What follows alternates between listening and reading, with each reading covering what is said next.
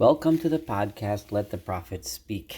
Today we are studying the prophet Ezekiel chapter 19, that is the Navi Ezekiel Parak Yud Tes.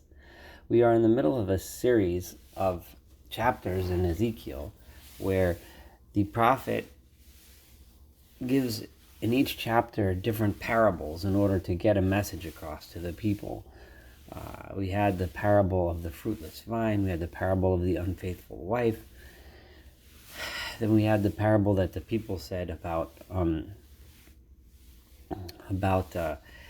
why parents, how it could be that parents could eat the sour grapes while the children suffer the bad teeth because of them, and also the parable of the eagle and the vine, and so on. So these were the parables that he said. This one is also going to be a parable, but it's a little different on several counts. Number one, Ezekiel is not going to explain to us what the meaning of the parable was, which leaves us to have to explain it. Number two, in this parable, it is also called a kina, a lamentation. So it's more, while the previous parables, Ezekiel was more trying to rebuke the people or teach them a lesson, in this one, he is crying over the loss of the of something, which we'll see soon.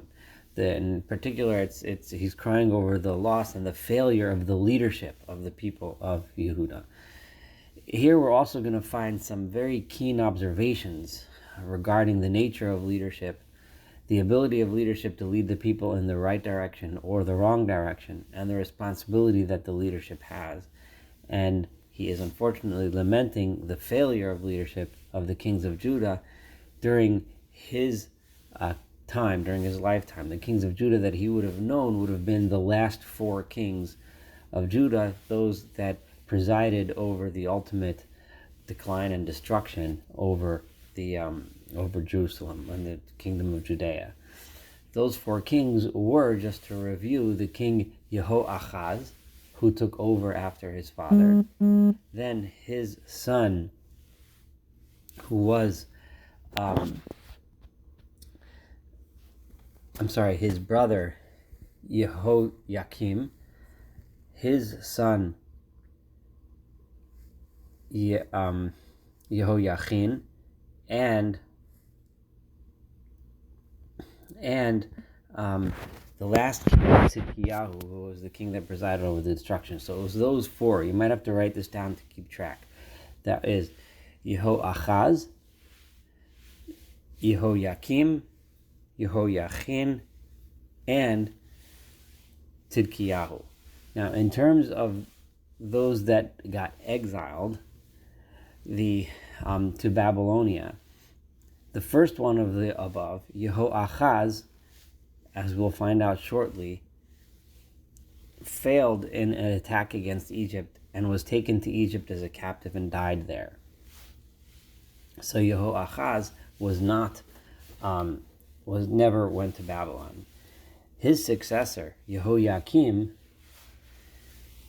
it would seem from the book of Kings that he died during the first siege of Nebuchadnezzar, of the king of Babylon, against Jerusalem, and was buried in Jerusalem. That's what it seems to say in the book of Kings. However, in the book of Chronicles, it says that he was taken captive and brought to Chronicles, and Yechezkel seems to be going with the Chronicles version, that he was taken captive and brought to Babylon and died there. His successor, which was his brother his son Yehoiachin, the third of the four kings that were mentioned, only was king for a few days, and then he was taken by Nebuchadnezzar also back to Babylon. But he, different than all the others, was actually treated well by Nebuchadnezzar in Babylon and was given some honor, and he was going to be the one from whom the future salvation, Zerubbabel, his grandson, was the one who was going to lead the Jews back to their land when the second temple was built. So Yehoiachin was the one who saved the line of Judah, so to speak. And then his successor, Tzidkiyahu, was also taken by the king of Babylon and killed, and immediately after the final destruction of the land. So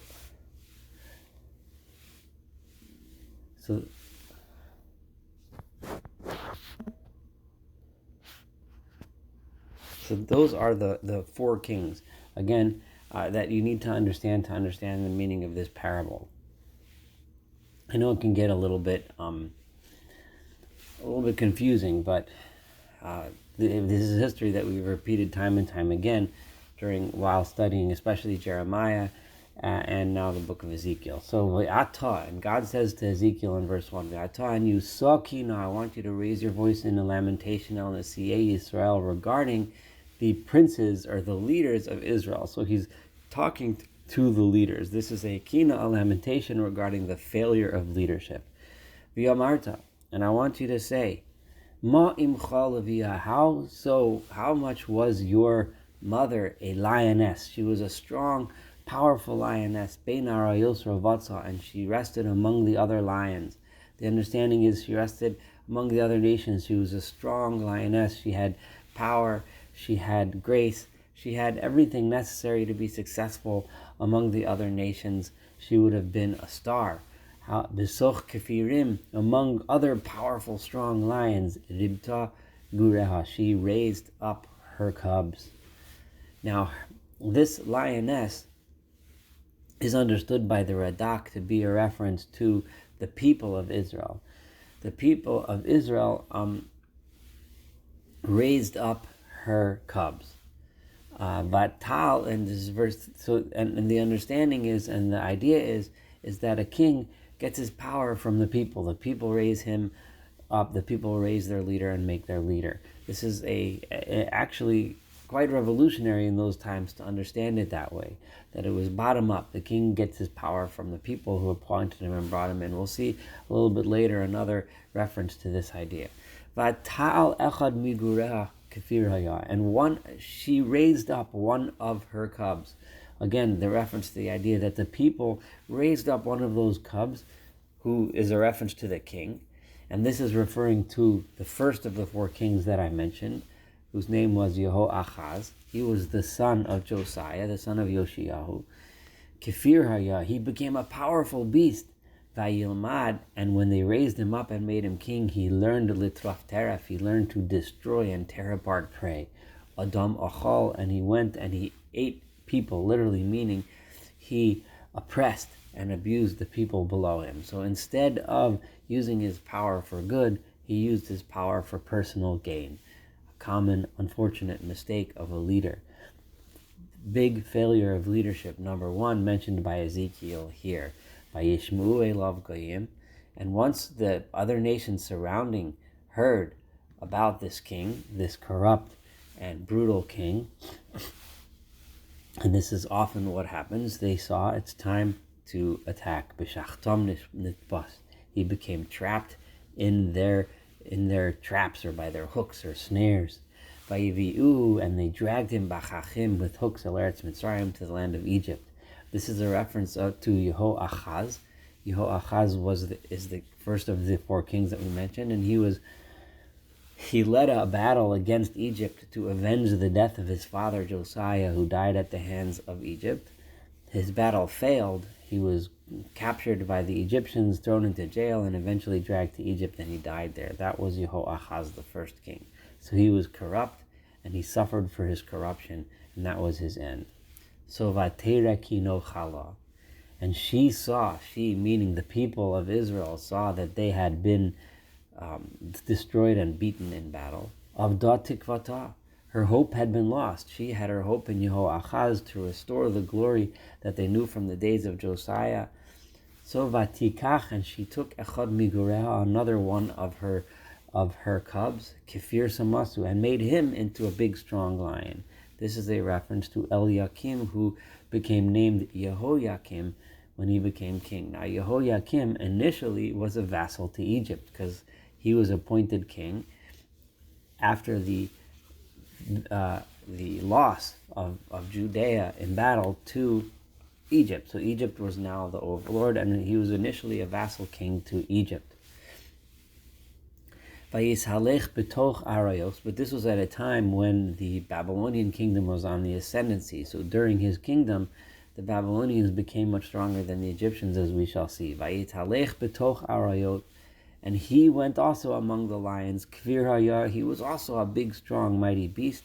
However, he made the same mistake. Vayilmad litraf teref adam achal, and he learned to destroy and tear apart his prey, and he went and oppressed human beings. So now, again, we have another corrupt king, another king who rather than lead the people in the right direction, he led them in the wrong direction. He was oppressive, he was corrupt, and so on. He was so bad, Vayedal Minotav, he raped and ravished its widows. Whether this means that he literally did, or whether it means that he caused that the situation should be so corrupt that these things happened in his society, or both. Any are possible interpretations. He ended up destroying the cities. And the land and all of the people that lived in the land were appalled at his roar. In other words, he led with a strong hand. He led in a corrupt way, in a way that caused ruin and brought ruin to the cities. This is an interesting observation, because what it's pointing out here is that when the king is corrupt, the society starts to fall apart. There's destruction, there's fighting, there's war, there's poverty, there's famine, etc. The people around saw that the king was weak. Yehoiakim was weak. So by seeing that the king was weak, the kingdom was weak, I apologize for that interruption there. They determined that they were going to attack. And at this point, it was now the kingdom of Egypt had receded in power, and it was the king of Babylon who came and attacked, together with, as is recorded in the book of Kings, together with his allies, people from Ammon, people from the nation of Moab, people from the nation of Aramea, the Arameans, and the Chaldeans, all attacked together under the leadership of Nebuchadnezzar, the king of Babylon, when Jehoiakim was king. And then, consistent with what we find in Chronicles, Vayitnuhu basugar b'chakim, and they put him into jail, into captivity with hooks, Vayivi'u al-melech Bavel, and they brought him to the king of Babylon. Yivi'u b'mitzonos, they brought him in traps. L'man lo yishama kolo od al hari Yisrael, so that his voice, meaning this roar with which he intimidated his subjects, would no longer be heard on the mountains of Israel. And then this ends this little parable here, but remember, this is a lamentation. This is Ezekiel saying how sad it is that these kings led to so much destruction because they were corrupt and they oppressed others and they suffered the consequences. Their nations fell apart. So now Yehoachaz and Yehoiakim, the first two kings that we mentioned, are both gone. Yehoachaz died in Egypt. Yehoiakim is dragged off in chains to Babylon. The next king is Yehoiachin, who was also taken to Babylon, but he was not killed. He was given honor. And the king after that is Tzidkiyahu, who led the country into complete and total ruin. So he's going to begin with another lamentation, with another image, no longer the image of the powerful king of Judah, but they are still very connected. This powerful lioness that represents the people of Yehuda, and the baby lions who are meant to be the leaders, who are meant to give strength to the people and lead the people, but failed in that quest. He's now going to flip to another comparison, but another metaphor is the word I was looking for. Sorry. However, we're going to continue on in history until the complete destruction of the final king. Imcha, your mother, now he's talking to the people, your mother, kagefen bidamcha amayim shesula, she was like a vine in your blood. Your blood is what gives life to the entire body. The vine, which is planted on water, Poriyav Efa, she was able to bear fruit and lots of leaves and branches. Haitami Ma'im Rabim, she had all of this bounty and strength because she had many waters. This is referring to the king that followed Jehoiachin. This is, remember, Jehoiachin, the third king, was only king for a few months, and he was taken by Nebuchadnezzar, given an honorable place in Babylon and kept in Babylon.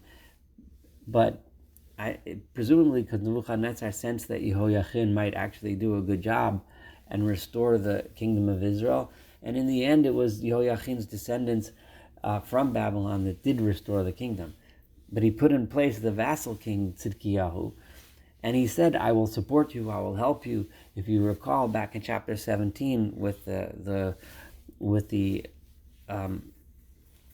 eagle, the metaphor of the eagle, we said that large, powerful eagle had planted the vine that represented Tzidkiyahu next to water, gave him everything he needed to grow nice and healthy and strong and bear fruit. As long as he remained with his roots underneath the strong eagle. So as long as Tzidkiyahu were to remain under Babylon and be faithful, he would have had everything he needed and would have been able to provide the strength for Judea to thrive. And he had a strong scepter, which provided him the ability to have the scepter of leaders, the kind of scepter carried by a king, a symbol of his power and his royalty. And he grew his height among all the other trees. He grew really tall. This is again a reference back to chapter 17, where we saw the king represented as the top branches of the tall cedar tree, because he's so high he could be seen from the distance, because he has so many branches and so many leaves. But then, if you remember that same parable, what did the vine actually do? He left the place where he had all of the water and the fertile field and the protection of the great eagle, and he decided to go off and look other places for help and support. He ended up, which represented looking to Egypt for help, which didn't work. He ended up rebelling against the king of Babylon, against the advice of the prophets, and he ended up, and at that point he did not have the support that he needed. And remember what we said there, that an easterly wind would come and dry him out and ruin him. So this is what happens here in verse 12. But he was plucked up in fury. He ripped himself out of that good land where he was, and he was thrown to the ground. He ripped himself off of the top of the trees and thrown to the ground. And an easterly wind came and dried out his fruit. His parku v'aveshu matei uza esha chalasu. His the strength, the scepter, the strong stick that represented royalty, tore apart, dried up, and became consumed by flame. V'ata, and now where is it planted? No longer in a fertile field next to water, but shetula bamidbar. It is now planted in the desert, be'eretz tzial v'tzama, in a land that is dry and parched. And this represents the final destruction. She rebelled against Babylon. She went to Egypt. It failed, and the easterly wind came, burnt it all, destroyed it all.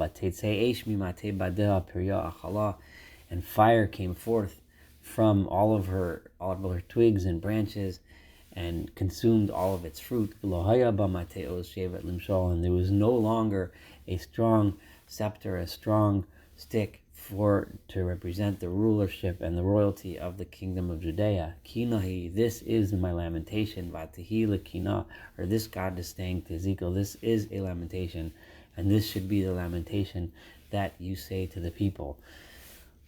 One point I didn't mention in the beginning, of course, was representing the people of Judah as a lion. Of course, comes from Genesis, where in the blessings of Jacob called Judah a gur aryehu, compared him to a lion. That image of the people as a lion is an ancient image among the people of Judea. This here teaches us a little bit about leadership. Leadership, number one, we learned comes from the people. It's given to the king. Number two, we learned that if the leader fails, he brings everyone down with him. As the corruption continues, unfortunately, it leads to the destruction of the kingdom. It is in the hands of the leaders. These leaders could have been the support. They could have had the fruit and the bounty and everything had they only been avoided corruption and avoided oppression of others.